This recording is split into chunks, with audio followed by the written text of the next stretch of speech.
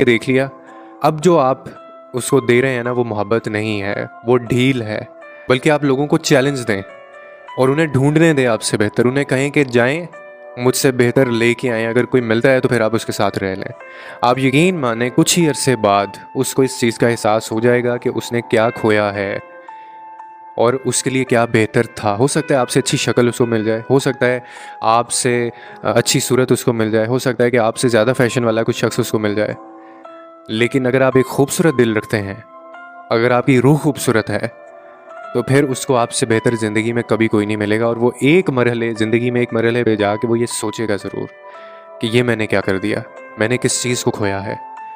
तो इसीलिए मोहब्बत में आज़ादी लाज़िम हो जाती है जब आपका जो पार्टनर है, वो आपको नहीं समझ रहा होता। आपकी सब कुछ करने के बावजूद वो आपकी अहमियत, आपकी मोहब्बत और आपकी चाह जो है वो उसको नहीं जान पाता। तो आप आज़ाद कर दें उनको।